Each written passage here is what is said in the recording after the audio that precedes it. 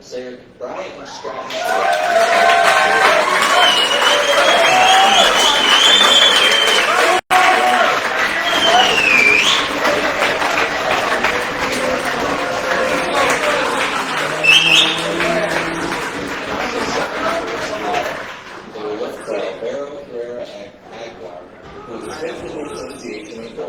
with 13 this season. Facilitating the offense, they will look to Jesse Quasi and Tyreek Armstrong, who have 6 assists this season respectively. Syracuse is coached by first-year head coach Ryan Meade.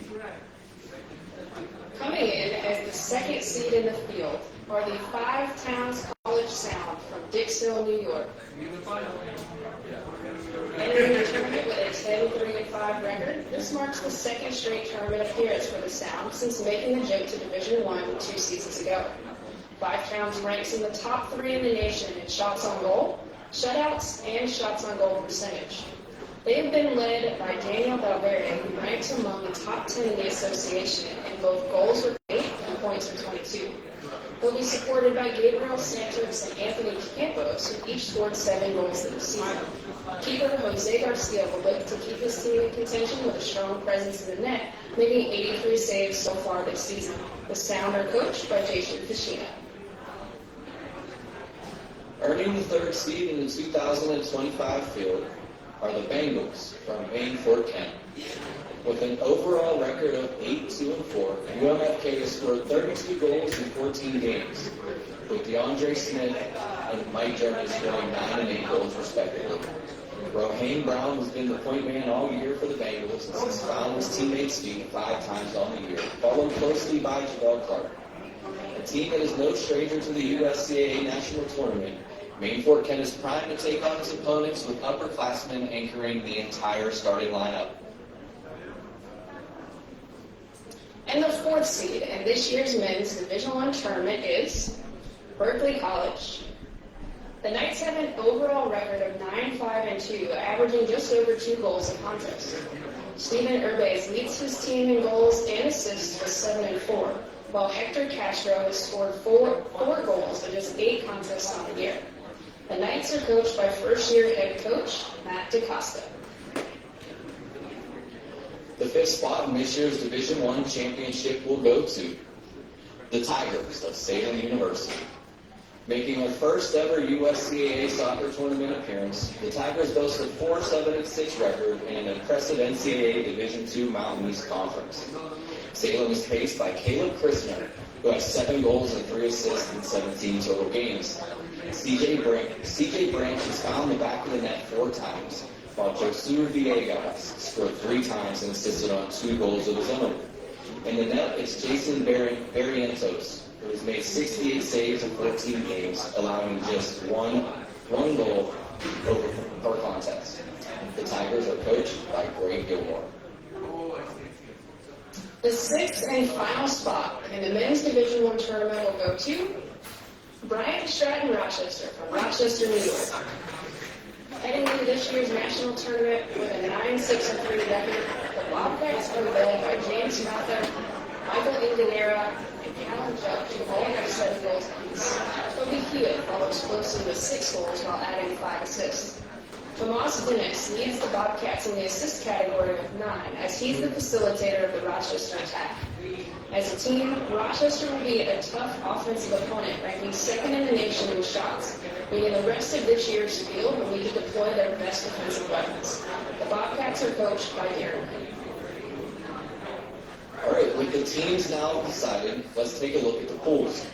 The USCAA Championships feature a 16 modified FIFA-style pool play with 2 pools of 3 teams. The winner of each pool advances to the national title game. Pool A will be number 1, Bryant Stratton Syracuse, number 4, Berkeley College, and number 5, Salem University. Pool B consists of matchups between number 2, Five Towns College, number 3, the University of MON-FRI, and number 6, Bryant Stratton Rochester. The 2025 USCAA Soccer National Championships will take place November 13th through the 16th at at AHN Montour Junction Sports Complex and Highmark Stadium in Pittsburgh, Pennsylvania, which is also home of the Pittsburgh Riverhens. All participating teams will be lodged at the DoubleTree Hotel in Greentree with easy access to downtown Pittsburgh and plenty of restaurants and activities. If you're interested in traveling to support your team, log on to the USCAA tournament website at uscaachampionships.com for tickets, lodging, and travel information. We're also returning to an in-person All-American Award ceremony, which will be held at the DoubleTree as well. This unique experience will celebrate both the athletic and academic achievements of our student athletes, and any fans who wish to see all the awards should look for the free live stream on the USCAA Sports Network. Don't forget, that's where you can watch all of our games live by visiting the USCAA.com and clicking Watch Live, or by going to the Sports Network at USCAASportsNetwork.com. Single games can be streamed for only $9.95 a game, or for $39.95 you can purchase an all-access pass, giving you every game of the entire tournament in both divisions. The USCAA's championship website serves as the one-stop shop for live stats, results, schedules, and all other items related to tournament play. Please make sure to follow the USCAA on social media, which will keep followers up to date on the happenings throughout the week. We thank you for joining us for the 2025 USCAA Men's Division I Soccer Selection Show, and we look forward to seeing you in Pittsburgh next week for the Soccer Small College National Championships. Thanks, and have a great afternoon. With that being recording has stopped. With that being said, here at Bryant Stratton College, Syracuse. There we go.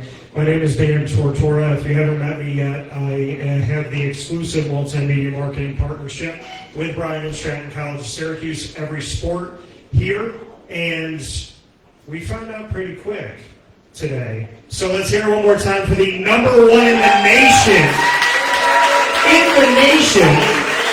Bryant Stratton College Bobcats in Syracuse, Ohio. So,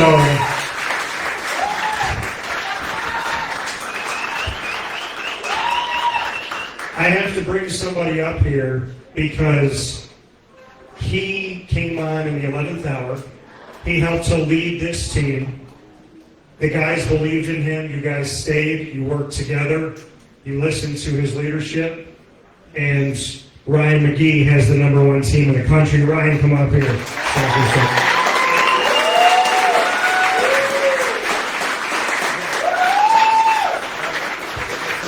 So, I mean, I guess first and foremost, congratulations, of course, as always, but this moment, when we spoke just a couple months ago, and you were coming in, literally, and the season was about to jump off, what did you see from this group that made you believe that we could be sitting here today celebrating the number one seed in the country? Extremely talented team. I think clearly the most talented team in the country. So it's really just about finding that chemistry, working hard.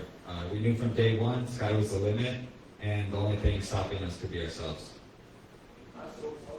And when you look at the student athletes that you have, and the leadership that you had, just how you've seen them kind of handle adversity when it has come, when moments have been tough, when a goal's been scored, do they have to come back and whatnot. How have you seen these guys respond throughout the season to show you that they can have this number one badge?